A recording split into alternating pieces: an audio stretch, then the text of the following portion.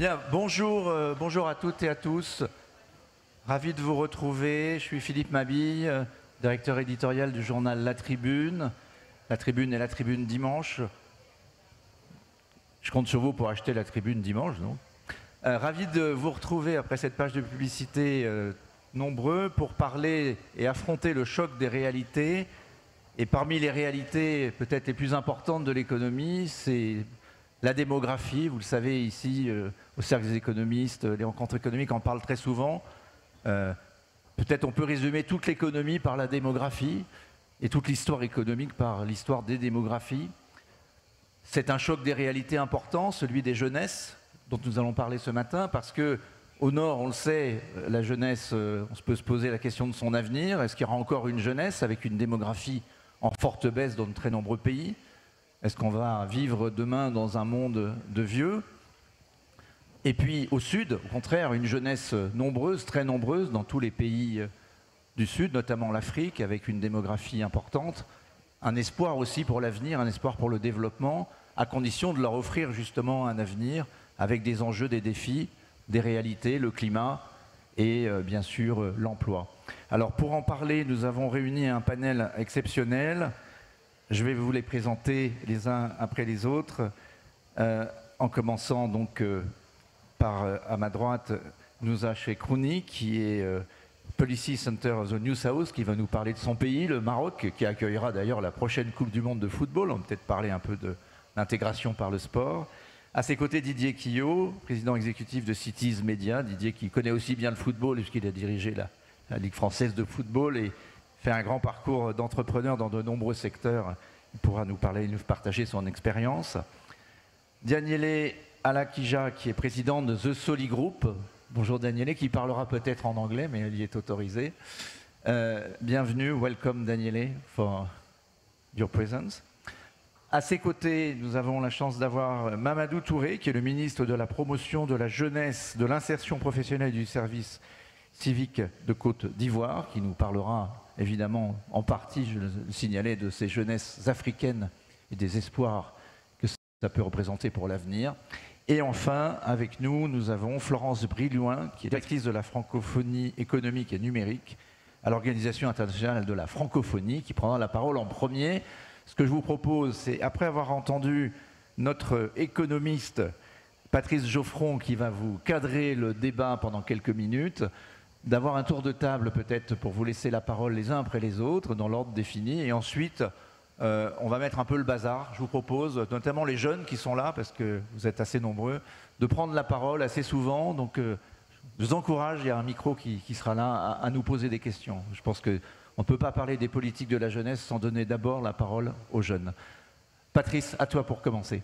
Oui, merci Philippe, bonjour à toutes et à tous. Donc comme les rencontres cette année fêtent leur 25e anniversaire, qui est la prime jeunesse, je suis particulièrement heureux de participer non seulement à cette session sur les politiques de la jeunesse, mais également à différentes manifestations qui s'organisent autour, notamment des agoras, dédiées toutes à la jeunesse sous différents angles. Et je vous donne rendez-vous demain matin pour l'agora qui sera consacrée à la santé. Alors cela posé, puisque nous sommes invités à nous confronter aux réalités, plutôt que de vous parler de ce qui est mon cœur de métier, l'éducation par exemple, je vais plutôt vous tresser un tableau, qui est le tableau des réalités auxquelles vont devoir se confronter les générations présentes, pour les plus jeunes, celles qui nous suivront, et au travers de 3 dettes. Et mon idée générale, elle est que, évidemment, il faut des politiques dédiées, mais il faut surtout ne pas laisser un monde trop compliqué aux jeunes générations. Et à cet égard, il me semble qu'il y a 3 dettes qui sont des dettes qui sont en train de nous échapper, donc de leur échapper, et sur lesquelles il faut être particulièrement attentif, et qui me semble constituer le cahier des charges de la discussion qu'on va avoir ensuite. Premièrement, la dette climatique. Je vais passer rapidement, nous sommes à Aix, il fera près de 40 degrés cet après-midi. Surtout, la préoccupation, c'est que nous frôlons les 1,5 degré de dérive climatique par rapport à l'ère pré-industrielle, et en ayant à l'esprit qu'au-delà d'un monde à 2 degrés, on entre dans une terre inconnue. Ce n'est pas un monde qui sera un peu plus compliqué, c'est un monde qui sera probablement chaotique et hors de tout contrôle. On va s'économiser un peu de temps, je ne vais pas disserter sur ce point, mais évidemment, il faut l'avoir à l'esprit, premier enjeu des politiques pour la jeunesse, ne pas leur laisser un monde qui soit un monde incontrôlable.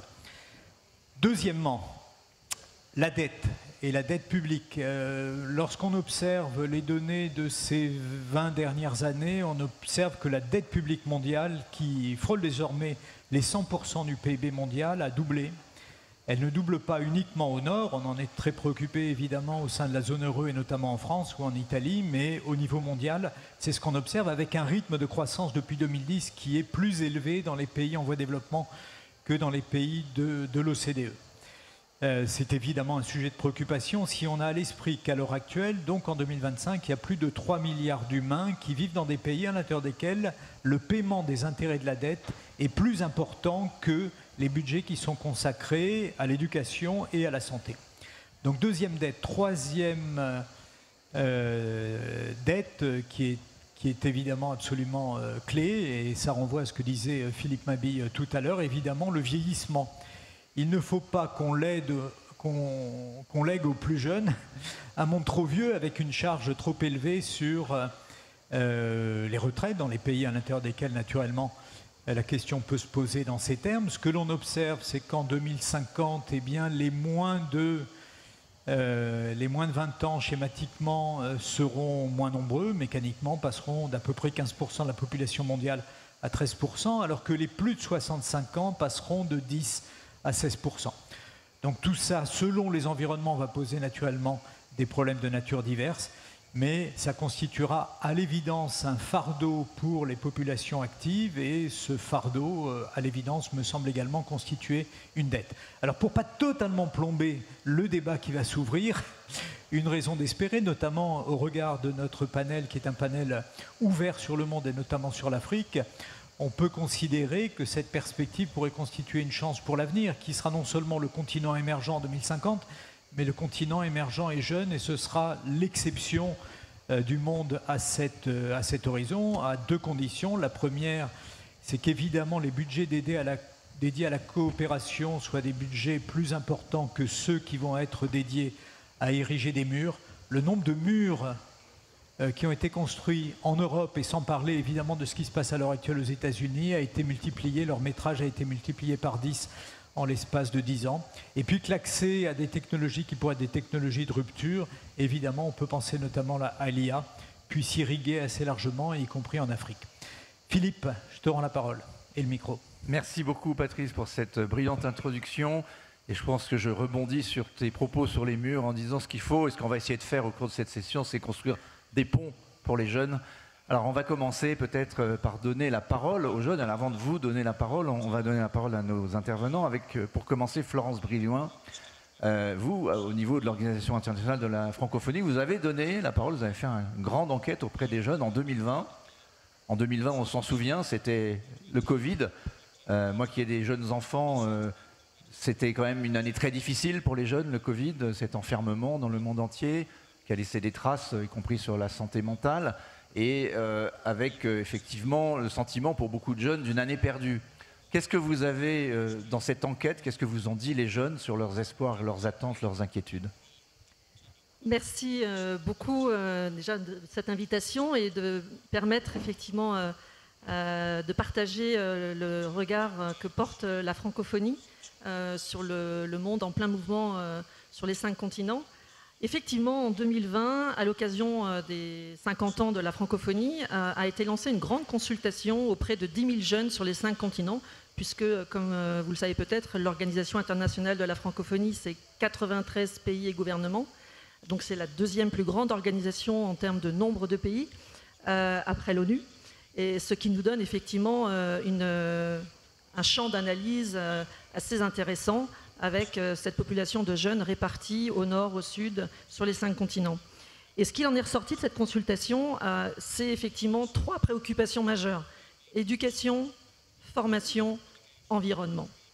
Et en fait, si on rapproche ces résultats à des enquêtes dans des pays, ne serait-ce que la France par exemple, ou n'importe quel pays finalement du nord ou du sud, on se rend compte que ces préoccupations, elles sont tout à fait communes à la jeunesse mondiale, j'ai envie de dire, qu'elle soit issue de pays parmi les moins avancés ou qu'elle soit issue de pays les plus riches. Donc, fort de ce constat, déjà quelques années auparavant, l'Organisation internationale de la francophonie s'était dotée de 2 choses, d'une stratégie de la francophonie économique, d'une part, et puis d'une stratégie de la francophonie numérique. Et pourquoi? Précisément pour accélérer les réponses face à l'enjeu majeur en ce qui concerne ma direction, qui est l'emploi et l'employabilité des jeunes. Et on s'est dit qu'effectivement, il fallait absolument co-construire les politiques d'accompagnement de ces jeunes vers une meilleure formation, vers l'acquisition de nouvelles compétences, pour ensuite une insertion professionnelle avec eux et non pas sans eux. Puisque je rappellerai qu'en opposition ou en complément ou en éclairage par rapport aux propos de Philippe Geoffrion, Patrice Geoffrion, pardon, effectivement, dans la francophonie, je dirais qu'on n'est pas dans un espace de mur, on est plutôt dans un espace de fluidité, de relations économiques, commerciales, culturelles, éducatives entre les 93 pays et États membres. Et donc, au-delà des murs, c'est des politiques de co-construction qu'on essaye de mettre en œuvre, instituées, co-construites avec les jeunes. Très concrètement, une organisation comme la francophonie peut justement porter des politiques très concrètes avec des résultats derrière. En ce qui concerne la formation et l'employabilité des jeunes, premièrement, on les a consultés à plusieurs reprises. Vous mentionnez cette enquête, mais au-delà de ça, a été constitué en 2022, à l'issue de cette enquête, le réseau international de la jeunesse de la francophonie. Et donc, c'est un réseau mondial qui est un véritable écosystème numérique où les jeunes retrouvent des formations, de l'accompagnement de l'entrepreneuriat, beaucoup d'opportunités de tutorat également, etc., pour mieux les accompagner dans leur chemin vers la vie professionnelle. Par ailleurs, dernièrement, au dernier sommet de la francophonie à Paris en octobre dernier, nous avons même carrément invité des jeunes aux tables des chefs d'État, toute une après-midi, enfin, en partie sur une après-midi, pour échanger en direct avec eux. C'est-à-dire qu'ils étaient à 2 mètres d'un chef d'État à la même table. Et est ressortie justement cette urgence d'accès aux formations, d'accès à l'information, pour pouvoir soit créer leur propre emploi, soit pouvoir mieux répondre aux besoins des entreprises avec les bonnes compétences. Et je terminerai simplement, on aura l'occasion de revenir là-dessus et de développer, qu'on a mis en place 2 politiques, 2 programmes très forts, phares, puisque les jeunes dans la francophonie, qui comptent plus de 320 millions de locuteurs qui partagent le français comme langue commune, eh bien, c'est, contrairement aux chiffres qui étaient annoncés d'une manière très globale, dans cet espace, les jeunes de 18-35 ans, c'est 60% de la population d'ores et déjà. Donc il y a urgence. C'est pourquoi nous avons concentré nos efforts sur le plan économique à développer des missions économiques où on emmène une centaine d'entreprises par an qui viennent des 4 coins de la francophonie dans un pays hôte pour faire se rencontrer des entreprises francophones pour qu'elles fassent des affaires ensemble. Et ceci pour créer des opportunités de business et derrière de recrutement. Et enfin, je terminerai sur le plan du numérique. On a un programme phare qui s'appelle Déclic, qui a été en phase pilote jusqu'en 2021, qui maintenant passe à l'échelle.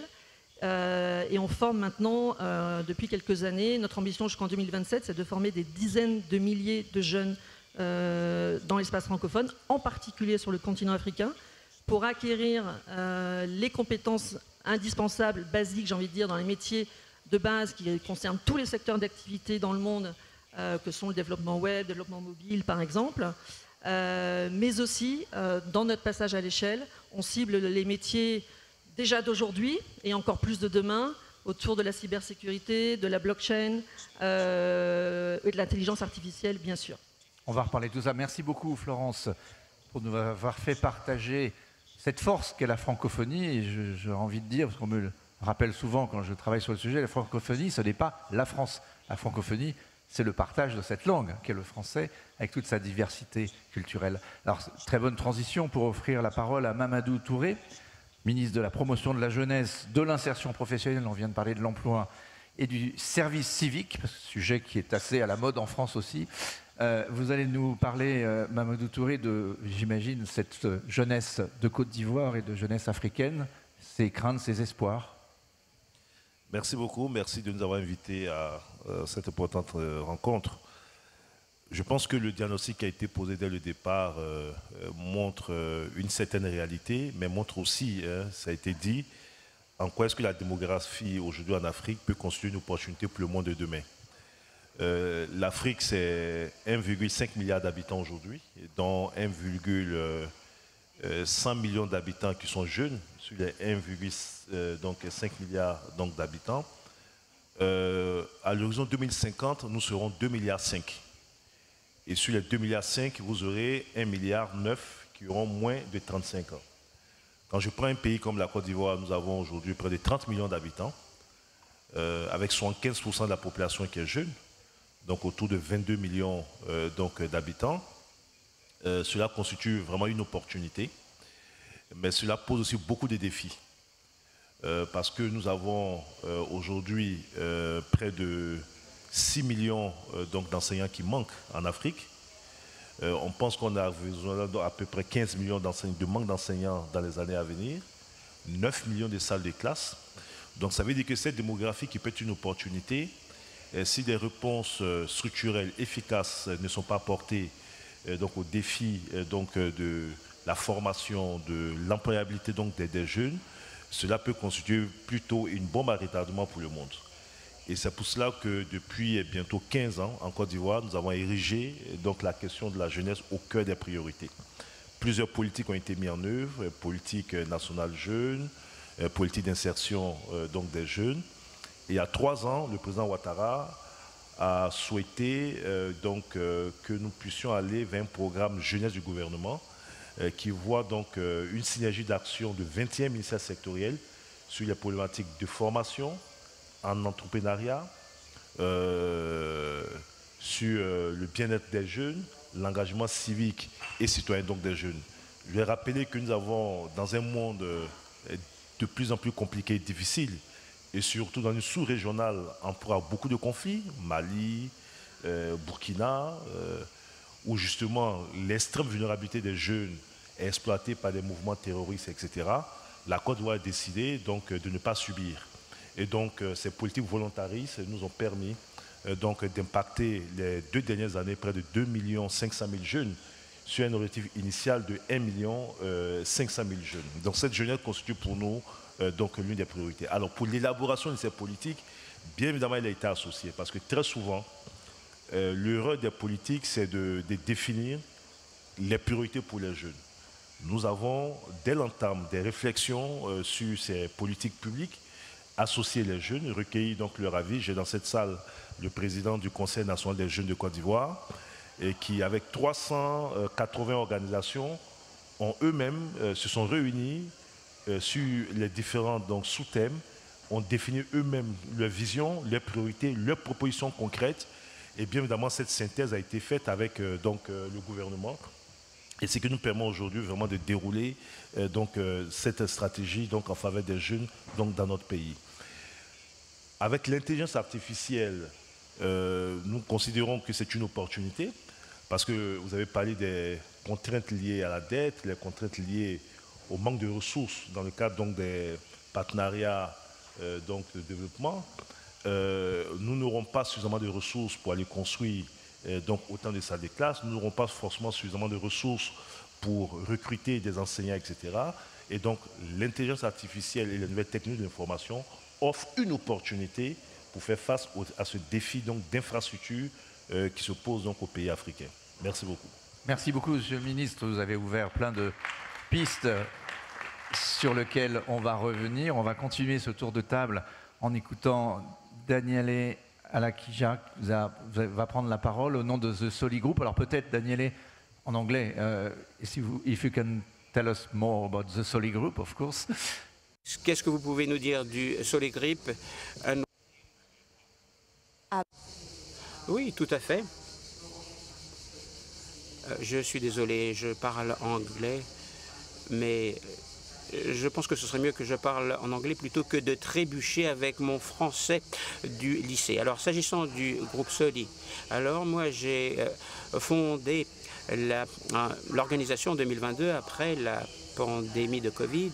En fait, nous sommes une plateforme de plaidoyer pour les jeunes du Sud global. Et ce qui est important pour moi, c'est d'expliquer notre travail. En fait, on utilise les histoires des jeunes et puis on prend en considération l'effet du changement climatique, de la crise et des problèmes sociaux. Alors, c'est vrai que les statistiques jouent un rôle important, les données sont cruciales, mais il faut prendre en considération l'effet des crises sur les êtres humains. Alors, d'un point de vue personnel, compte tenu du titre de notre session, comment on doit cibler les politiques que nous mettons en œuvre. Alors j'ai une suggestion à faire. Je ne pense pas que ces politiques doivent se concentrer sur les jeunes. Et c'est vrai que les jeunes doivent recevoir une priorité. Et je pense que les jeunes doivent être au cœur de tout ce que nous faisons parce que lorsque nous séparons les jeunes, lorsque nous concevons nos politiques, par exemple, on va dire, voici un délégué pour les jeunes, voici une délégation de jeunes. Lorsque nous faisons cela, ainsi, la voix des jeunes devient quelque peu secondaire, parce que vous êtes ici pour apprendre. Vous êtes ici pour tirer parti de l'expérience de ceux qui sont autour de vous. Alors c'est bien, c'est précieux, mais il faut permettre aux jeunes d'être les moteurs de leur propre avenir. C'est absolument crucial. Et souvent, on entend que donnons-nous aux jeunes, de quoi vont hériter les jeunes à l'avenir. Et pour moi, d'un point de vue personnel, je pense qu'il faut se démarquer de ce langage. Il ne s'agit pas de donner un avenir aux jeunes, mais il s'agit en fait de leur donner les moyens de créer, de façonner leur propre avenir. Les jeunes, c'est maintenant, c'est pas simplement l'avenir. Alors, on parle souvent des jeunes. La définition des jeunes varie d'un pays à l'autre, d'une région à une autre. Alors, dans certains endroits, on me considère comme étant très jeune, si bien que mon opinion n'est pas considérée comme étant primordiale. Mais la réalité, en réalité, c'est que les jeunes avancent rapidement. Ils partent un langage différent, un langage qui est lié à l'urgence. C'est une urgence qui est une réalité lorsque nous mettons en place des politiques vers les jeunes. Elles ne sont pas à mettre en place et les politiques qui étaient censées cibler ces jeunes ne sont plus jeunes. Ils sont âgés de 40 ans, ils sont âgés de 50 ans, ils ont déjà créé leurs entreprises et les jeunes maintenant sont différents. Moi, lorsque j'avais 20 ans, j'avais un discours complètement différent des jeunes que les jeunes de maintenant et ils vont parler un langage différent. Avec le paysage numérique, nous sommes complètement intégrés dans ce paysage.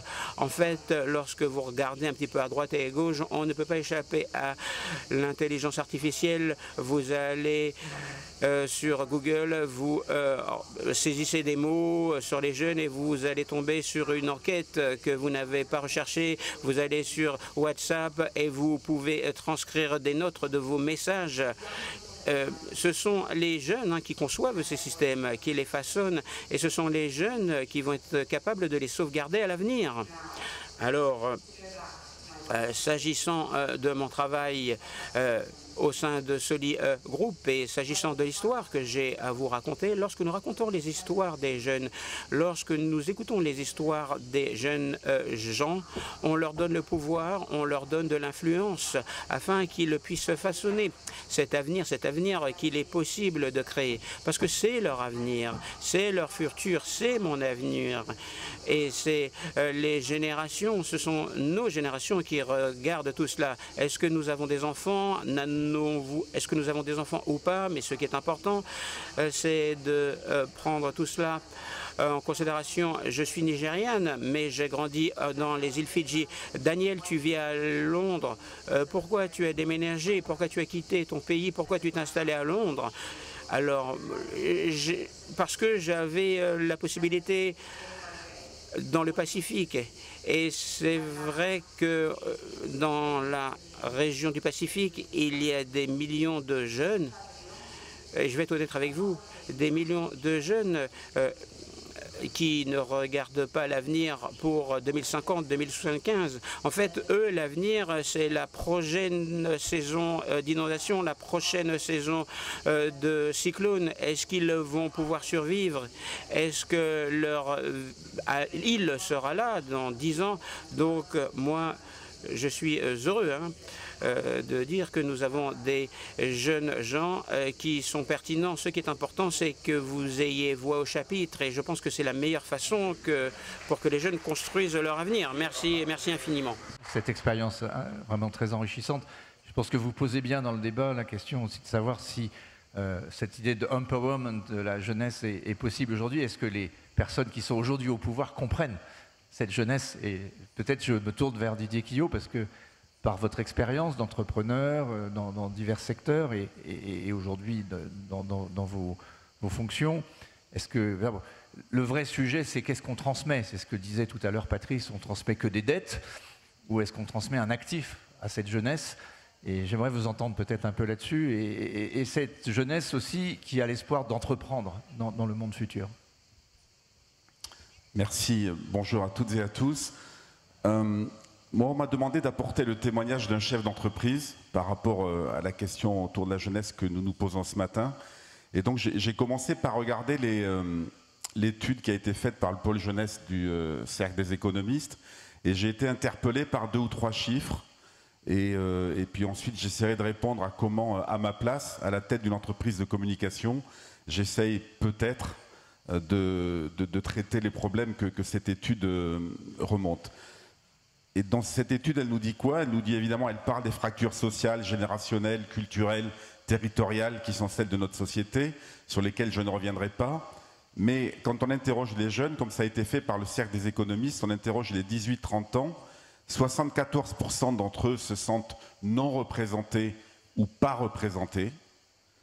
41% d'entre eux se sentent pas protégés. Ça, c'est quelque chose qui m'a vraiment interpellé. 45% d'entre eux disent ne pas être bien dans leur vie. Et encore plus important, 79% considèrent qu'ils ne sont pas suffisamment accompagnés dans leur recherche de premier emploi. Donc je retiens de cela qu'il y a un besoin, il y a une forme d'invisibilité permanente, si je peux utiliser ce terme, ressentie par les 18-30 ans dans notre pays. Et je crois que pour ça, il faut donc les rassurer, il faut leur parler, il faut leur donner la parole, il faut les accompagner. Alors comment peut-on faire quand on est un chef d'entreprise pour répondre à ces questions-là? Mon entreprise, c'est une entreprise de communication extérieure, en d'autres termes, une entreprise d'affichage, donc qui a 800 collaborateurs répartis dans 23 agences régionales en France. Donc on a la chance d'avoir ce maillage territorial et cette proximité dans les territoires, comme l'on dit, qui permet peut-être que nos actions portent davantage. Donc, en tant qu'entreprise de communication extérieure, le premier enjeu, pour répondre au point évoqué précédemment, c'est de travailler notre proximité, notre ancrage local, de travailler avec les collectivités territoriales, de donner par exemple 50% de nos faces d'affichage aux collectivités territoriales, aux collectivités locales pour communiquer avec les jeunes, avec leurs jeunes, leur donner la parole. Autre exemple qui nous concerne, mais ça peut concerner bien d'autres entreprises de communication aussi, nous avons un partenariat avec Brut, donc, que vous connaissez tous, et on diffuse des images produites par Brut sur les écrans digitaux, comme par exemple ici à Aix-en-Provence, mais pas seulement.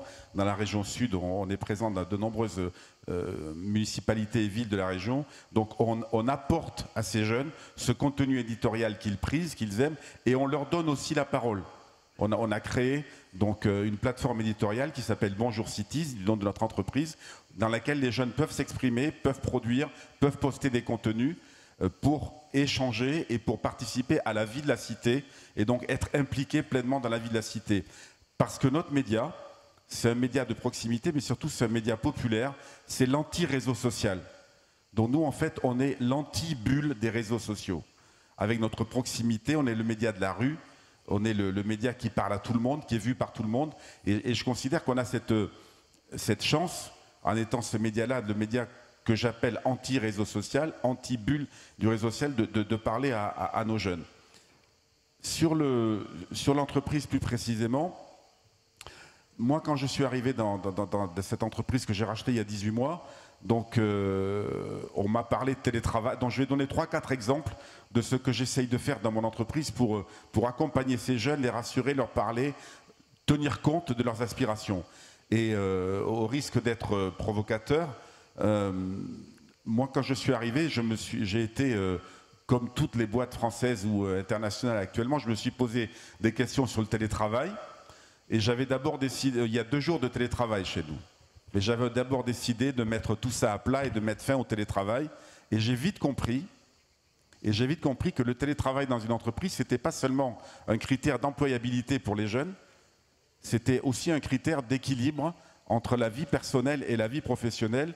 Et j'ai donc fini par accepter de ne pas revenir sur cet accord de télétravail parce que j'ai considéré que si je voulais rendre mon entreprise plus dynamique, mes collaborateurs plus engagés, faire venir à moi dans ma boîte des jeunes, je devais conserver, c'est un détail, ça peut vous paraître un détail, mais c'est très important pour contribuer à cet équilibre-là, à cette écoute-là. Et donc on est en train de travailler à comment l'aménager pour que ça ne bordélise pas complètement quand même l'entreprise, sans pour autant revenir dessus. Autre exemple, l'apprentissage. Nous sommes 800 chez Cities Media. On a cette année 45 apprentis. Et c'est un choix assumé d'avoir 45 apprentis, ce qui est beaucoup. C'est 5% des effectifs parce que c'est une chance qu'on donne à ces jeunes et aussi parce qu'ils apportent une forme d'énergie, de curiosité qui est nécessaire à revitaliser la boîte. Et donc, moi, j'ai poussé volontairement pour qu'on ait cette année 45 apprentis. Quand je suis arrivé en 2023, il y avait, je regarde mon chiffre pour être sûr de ne pas me tromper, il y avait 3% de moins de 30 ans dans la boîte. En 2025, il y a 24% de moins de 30 ans dans la boîte. Enfin, dernier exemple, parce qu'il faut aussi préparer le futur et se rapprocher des grandes écoles. On a lancé il n'y a pas longtemps un partenariat avec la chaire média de l'ESSEC, parce qu'il faut aussi faire venir à nous, pas seulement des alternants, mais il faut aussi faire venir à nous des jeunes qui sortent des grandes écoles commerciales comme l'ESSEC. Et donc on a fait un partenariat pour contribuer, mécéner et accueillir davantage des jeunes de l'ESSEC. Et enfin, dernier point, dans notre métier qui est celui de la création publicitaire, on a lancé un prix pour les jeunes créatifs du DOH, Digital Out of Home Advertising, qui est réservé aux jeunes qui ne travaillent pas, qui sont des freelances, comme on dit, qui ne sont pas dans les agences de publicité déjà existantes, pour les récompenser et promouvoir leur talent en affichant leur création sur l'ensemble de nos totems digitaux. Voilà, ce sont des exemples pratico-pratiques, j'ai envie de dire, mais qui, parce que je pense que chaque chef d'entreprise a sa place, il doit se poser les questions que je me suis posées et dire comment je peux faire moi pour rassurer, accompagner, parler, donner la parole. Merci Didier pour ce témoignage très concret qui a soulevé chez moi quelques questions, mais j'y reviendrai tout à l'heure. On va terminer le tour de table avec Nouza Chekrouni, donc Senior Fellow au Policy Center for the New South. On a un peu déjà parlé du Nouveau Sud ou du Sud global. Vous allez nous parler aussi peut-être du Maroc, votre pays, et peut-être sur le rapport aussi des jeunes à la démocratie et à la politique. Merci, merci pour l'invitation. Bonjour à toutes et à tous. Effectivement, lorsque j'ai été invitée à aborder le sujet des jeunesses, comme vous pouvez bien le noter au pluriel, j'ai réalisé que c'était assez judicieux parce qu'effectivement, il ne s'agit pas d'une catégorie homogène, mais beaucoup plus d'expériences existentielles au pluriel, de vécu, d'aspiration. Et aussi cette jeunesse qui est à la quête du sens, quête d'identité, mais aussi ce passage du réel au possible. Et je me suis interrogée, quelle légitimité ai-je pour parler de la jeunesse? Et j'ai pensé que c'était dans le cadre aussi de ce questionnement que je pouvais apporter une réponse. Et la question que je me suis posée, quel monde, ma génération, nous tous allons léguer à cette jeunesse? Et ceci, quand je pose la question, c'est en termes de responsabilisation que je l'aborde et que j'essaye de me dire, je m'implique parce que le futur appartient aux jeunes, mais aussi c'est à travers une co-construction de ce futur que l'on pourra répondre ensemble aux défis qui sont posés aujourd'hui dans un monde que parfois nous nous voyons comme chaotique. Mais aussi, en Afrique et dans mon pays, le Maroc, nous sommes convaincus que c'est dans les moments difficiles, dans les moments de crise, que peut naître un nouveau monde.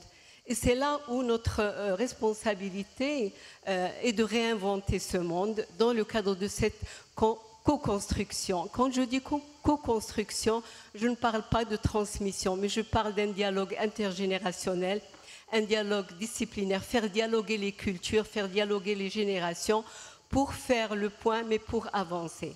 Alors aujourd'hui, en Afrique, 400 millions de jeunes, 60% de l'Afrique, c'est de la jeunesse. C'est un potentiel extraordinaire, mais qui fait face à d'énormes défis. Il est certain que l'engagement, à travers un engagement citoyen, me semble très important. Mais nous savons aussi combien les jeunes ne sont pas très attirés, car les structures politiques ne sont plus aussi attrayantes.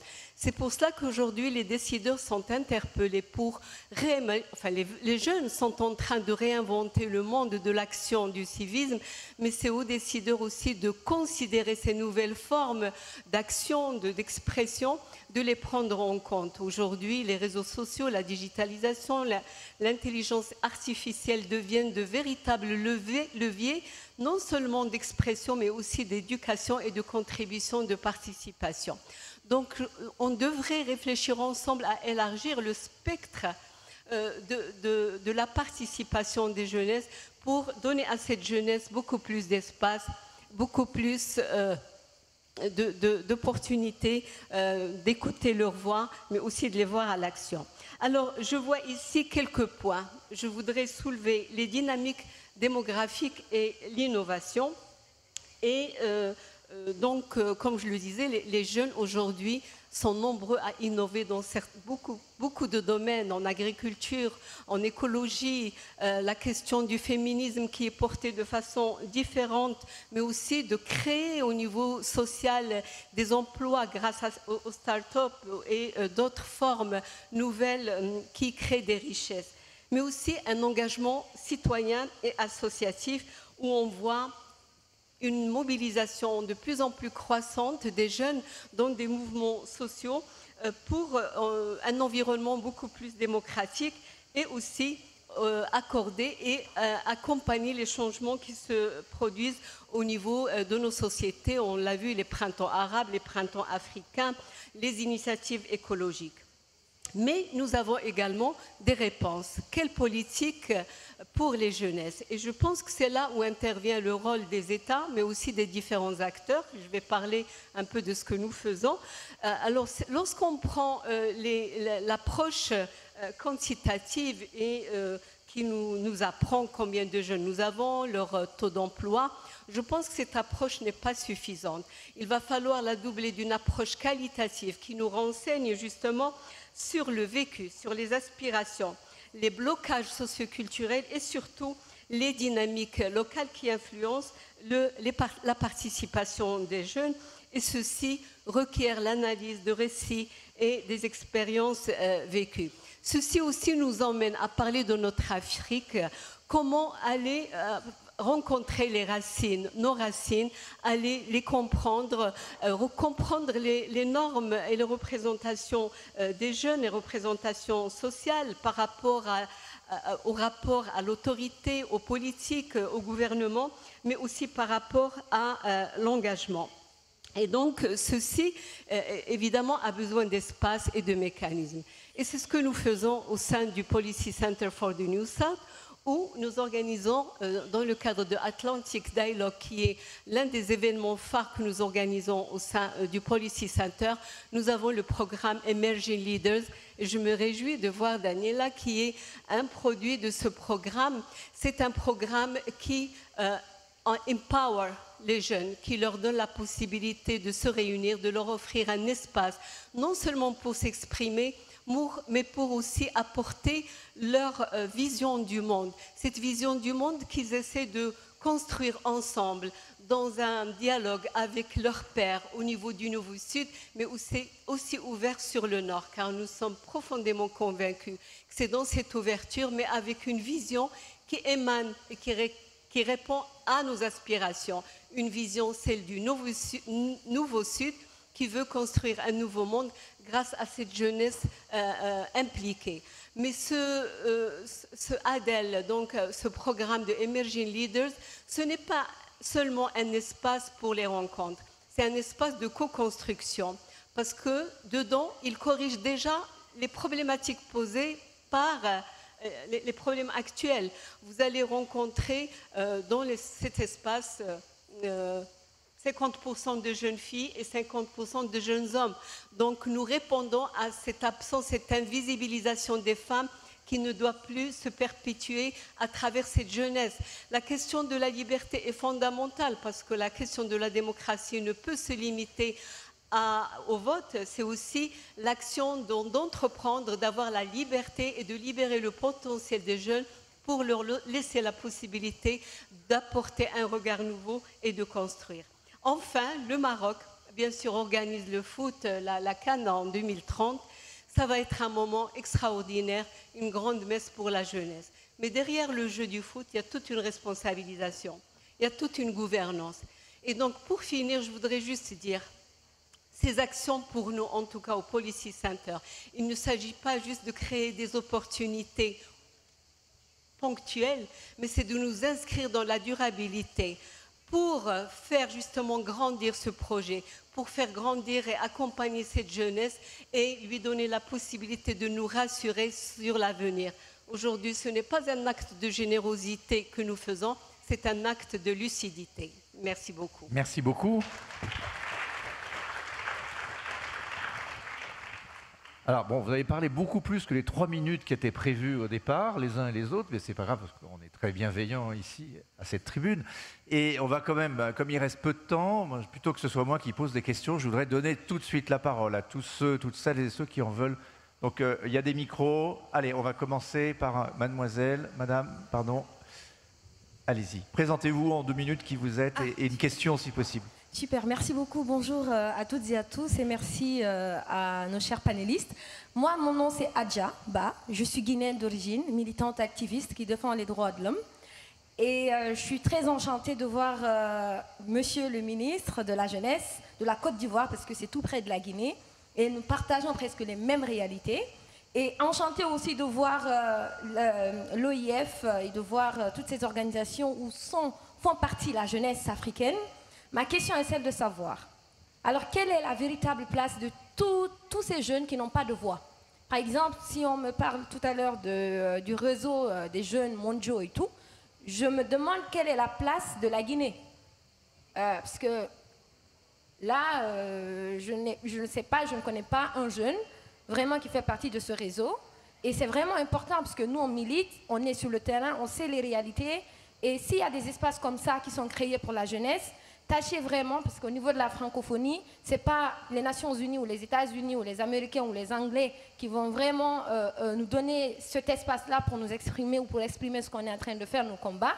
C'est des espaces comme ça de francophonie qui sont vraiment ouverts à la jeunesse et de nous les accorder. Et il faut que ça serve. Merci beaucoup. Mais permettez-moi, s'il vous plaît, j'ai une question pour Monsieur le ministre. S'il vous plaît. On n'a pas toutes les occasions comme ça. Monsieur le ministre, aujourd'hui, avec ce qui se passe en Côte d'Ivoire, on sait bien, avec toutes les tensions qui risquent de se positionner, quel est votre avis sur la politique de Monsieur Ouattara envers la jeunesse? Parce qu'il y a quand même un gros risque pour la jeunesse de subir, comme le Burkina, comme le Mali ou comme tous les autres pays que vous avez cités. Et voilà. Merci beaucoup. Merci madame. Merci. Monsieur le ministre, on vous laisse répondre. Vous avez un peu évoqué ces risques tout à l'heure. Merci beaucoup. Alors, la Côte d'Ivoire constitue aujourd'hui une exception par rapport à ce qui se passe dans les autres pays. Parce que très tôt, le président Ouattara, je l'ai dit, a mis un point d'honneur sur la priorisation des politiques en faveur des jeunes. Vous savez, on a un pays qui a une forte croissance. Nous avons un taux moyen de croissance. Depuis 15 années, nous avons une moyenne de 6% de croissance. Nous avons triplé notre produit intérieur brut. Nous avons réduit la pauvreté de 20 points. C'est une exception, je dirais, en Afrique aujourd'hui.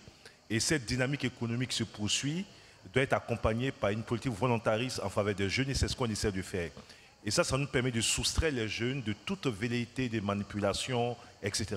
Bien évidemment, il faut un dialogue permanent avec eux, les écouter, prendre en compte leurs aspirations, ainsi de suite. Pour les élections à venir, c'est un processus démocratique, je peux vous rassurer. Les choses vont se passer dans de bonnes conditions. Les gens ont référence à la situation d'il y a 10 ans où la Côte d'Ivoire a connu une crise post-électorale avec près de 3 000 morts, 2 millions de déplacés internes. Mais je peux vous dire qu'en 10 ans, en 15 ans, les choses ont notablement évolué. Et aujourd'hui, nous sommes un pays stable. Et vous le verrez donc dans quelques mois. Merci, Monsieur le Ministre. Alors, le micro. Alors, allez-y, jeune homme. Et puis ensuite, on va peut-être prendre 2 questions. Mais si ça peut être des questions, comme ça, on peut répondre. Cool. Merci. Alors, bonjour à tous et à toutes. Moi, c'est Mohamed Kader Meïté. Je suis membre du projet jeunesse, donc de la délégation générale du cercle des économistes.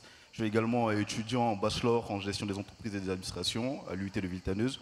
Ma question s'adresse à Monsieur le Ministre. C'est déjà un plaisir pour moi de le rencontrer ici, au sein des rencontres économiques d'Aix-en-Provence.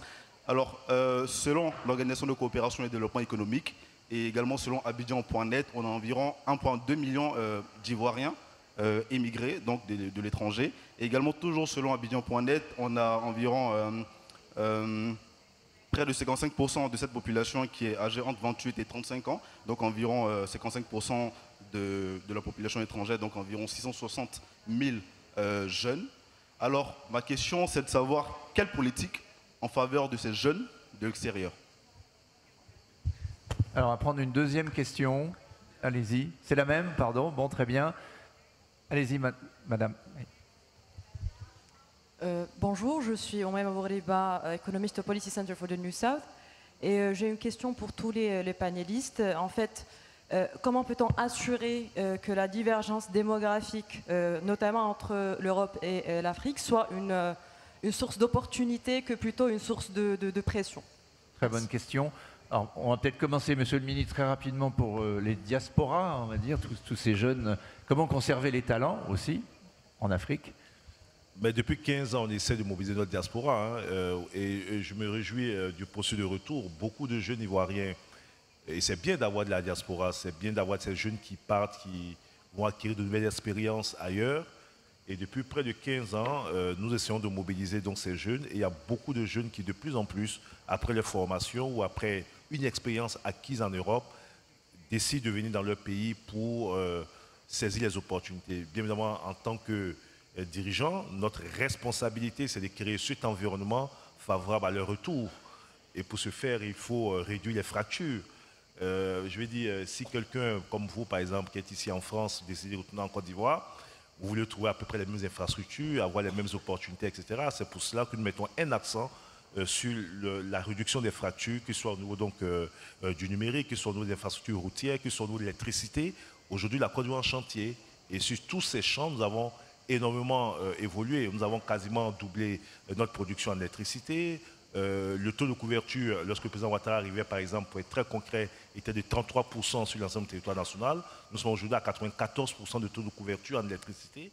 Les routes, près de 2000 km de routes qui ont été faites pour permettre justement la circulation des personnes. Nous sommes en train de faire le métro d'Abidjan avec l'appui de la France qui permettra donc de transporter des milliers de personnes.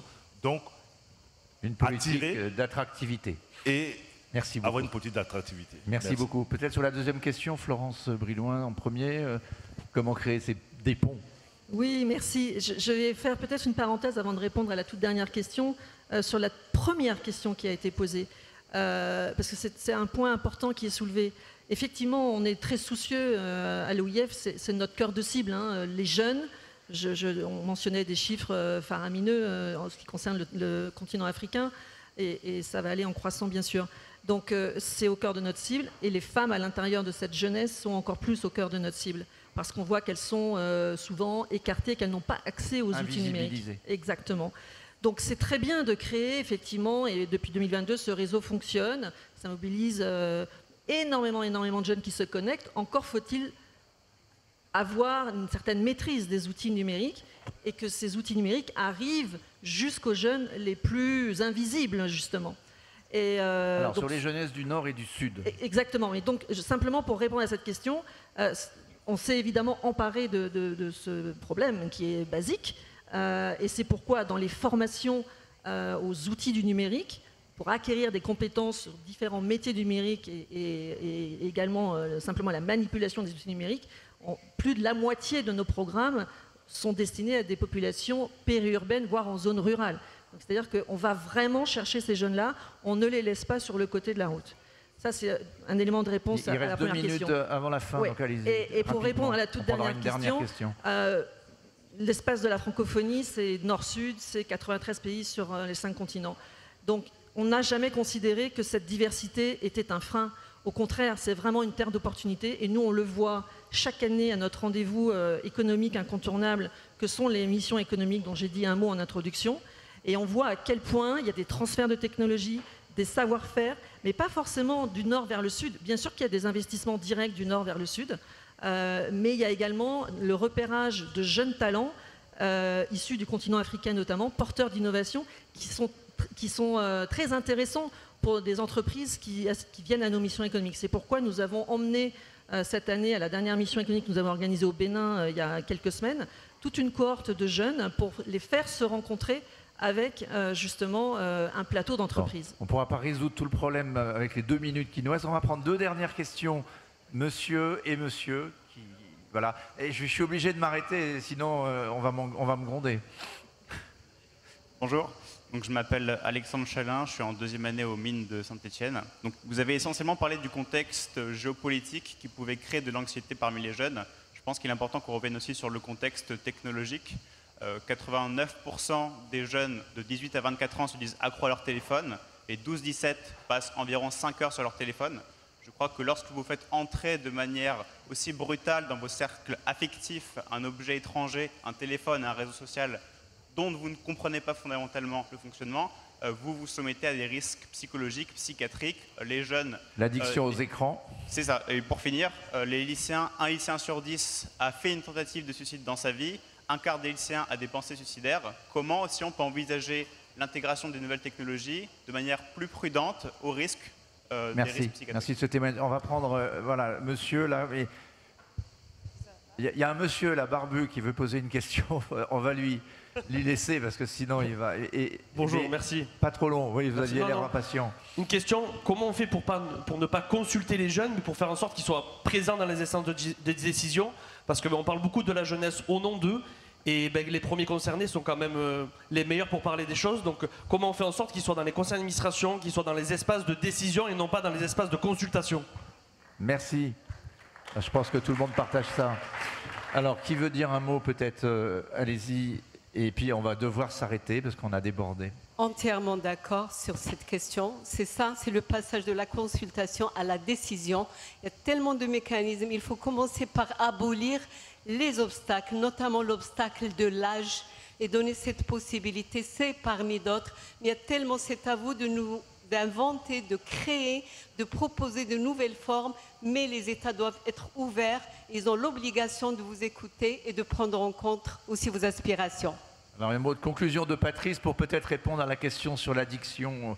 Oui, alors pour vous donner simplement rendez-vous demain matin sur l'Agora Jeunesse qui va être consacrée aux problématiques de santé, dans laquelle cette question évidemment sera très présente. Pour remercier également les panélistes, dire que par rapport aux réalités que je me suis efforcé de dépeindre au début, il y a plus de raisons d'espérer à la fin qu'au début de notre discussion, et en ayant à l'esprit, c'est ce que je dis à mes étudiants et mes étudiantes, que ça n'est pas parce que ma génération et nos générations, me semble-t-il, ont été à l'origine d'un certain nombre de problèmes auxquels ces jeunes gens vont devoir se confronter, qu'ils et elles ne trouveront pas des réponses. Merci beaucoup. Prenez le pouvoir. Voilà, bonne soirée. Bonne journée, pardon.